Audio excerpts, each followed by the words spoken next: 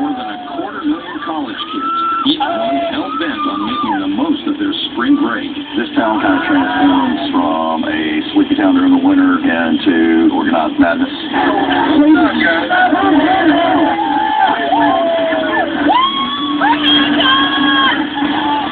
I'm from Missouri. It's my first day. I'm from Minnesota. Indiana! Ohio representative. I'm from Colorado.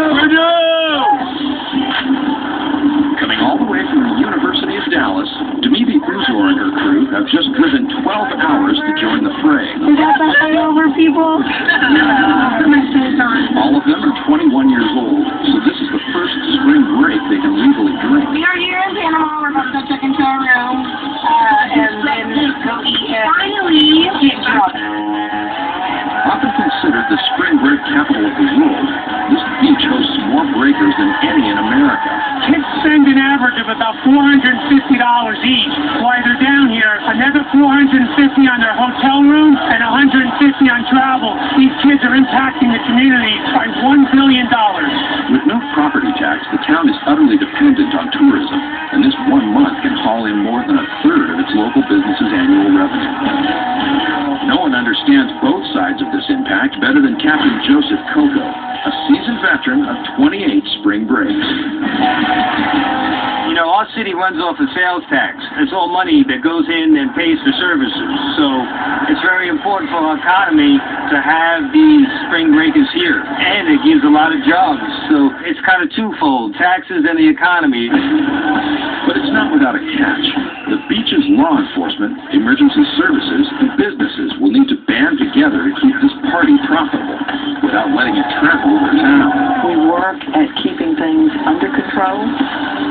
We want your kids, when they come for spring break, to have a good time, but they have to be safe and they have to abide by the rules. Keeping all these people between the lines requires the efforts of 3,000 police officers from surrounding counties. Anybody else? Just let them know, hey man, that just got stopped. No container law. Pour it out and get rid of it before the cops see you, alright?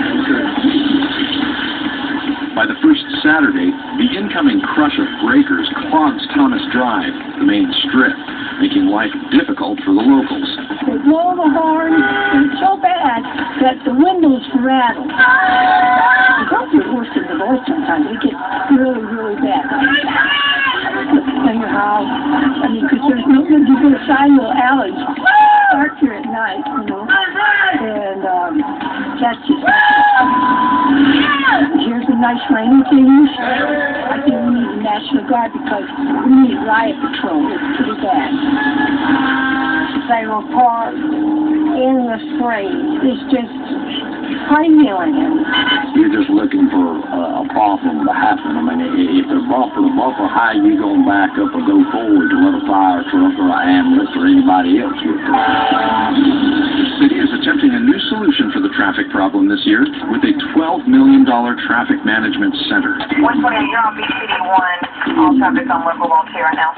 The entire system costs $12 million. The biggest part of that cost would be the fiber optic cable. Over 50 miles of fiber optic cable brings all the images back to the run, so it makes everything work. Let's see, you got somebody stopped in the roadway. The intersection's not bad. We got an officer parked right there. We have control with the cameras at the signals. They can zoom up a mile and a half down the street. So when we see issues, we can change signal timing from the traffic management center. The main goal behind the system was to build something that efficiently moved traffic for our locals and for our guests. The beach may bring these breakers here, but the ever-changing events keep them involved instead of in trouble out on the strip. Spring break! Spring break! Make some noise!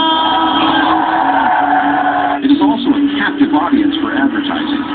King of the event marketing and management trade here is Richie Tarzan. Part of the scene for 30 years, he brings major clients together to create spring break programming events for the beach. We're the event marketing manager for the largest footprint in Panama City, which is 3 football fields long. We do represent a lot of the largest brands in the United States. In the mixed martial arts area, we have students doing a series of push-ups. We have the girls doing double crunches. Good job, ladies. The students over my my left shoulder are trying to make it to the top of a 20-foot rope climb. A lot of the disciplines that the actual fighters would actually use in a gym. So we're bringing it to the beaches so the kids can try it out. Ring girl competition is part of the fanfare that you would see at MMA fights around the country. We're giving the young ladies down here an opportunity to become Spring Break's ultimate ring girl. We're going to have them each take a stroll and do their best ring girl. Only cheer for the one she wants to win. We're going to eliminate by sound and noise.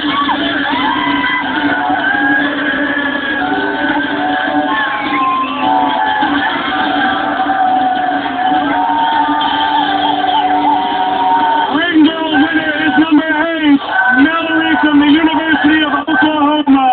Winners get like VIP passes. If we didn't have these events on the beach, then you could just imagine what they would be doing. So call me the biggest babysitter in the entire planet during the month of March. Tarzan's company also organizes corporate-sponsored events for stages on the beach. We're expecting anywhere from 5,000 to 7,000 spring breakers. We do a couple contests throughout the day and give the kids something fun to do. The competitions include push-ups, hula hoops, and frozen T-shirts, all in an effort to draw business to the hotels. We have to take this frozen T-shirt, which is about a block of ice. We need Katie from Minnesota. Katie from Minnesota. Get it open somehow and get it put on. Come on, cheer on, come on. And they end up with a souvenir, and we do get a winner out of the contest. I just got it right here. We got our winner right here. But even with the relatively structured events along the town's beach, some party too hard for their own good. It's hard with the amount of spring breakers that come here every year. We get a lot of alcohol poisoning, we get a lot of motor scooter, auto vehicle accidents. And when the fun goes wrong, everyone knows what numbers are dialed. 911, what is your emergency? We're at Bay County's Emergency Operations Center, about 20 or 25 miles away from spring breakers at Panama City Beach. During the months of spring break, we'll take about 10,000 911 calls a month. This is our screen that whenever we get a call 911, it will give us accurate location of where they are. They work 12-hour shifts, 4 or 5 people per shift, just on the sheriff's office side. The county emergency services side, they'll have a couple of people. EMS will have a couple of people, and that's just in this facility. Sheriff's Office 911, what is your emergency? We're outside of Club La Vela, and we just witnessed a guy get knocked out.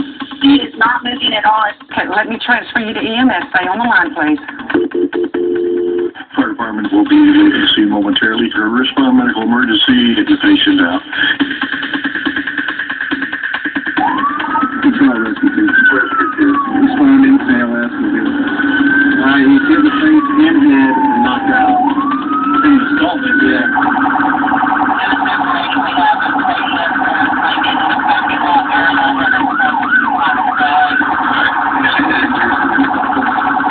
We just been informed that the patient is trying to walk away and he's somewhere located in the parking lot. Normally I don't have to chase somebody down to actually give them help. They tend to want help. Can you go this way? I'm going to walk this way. Three Brothers Pizza. That's on scene. Three Brothers Pizza. He's already crossed the street. He's missing half a year. This is a nightmare. Some people are married to the idea that fresh salads can only come. The truth be known, Panama City Beach is probably one of the largest drug dealing areas in the world. I see the same cars, same boom cars, going up and down the road every night, which is known as a pattern. For some reason or other, the cops can't find them. But they sure as motherfucking hell can find some homeless person who's quietly drinking a beer in the bushes, but they can't hear these goddamn boom cars that you can hear the motherfuckers and feel them a block away.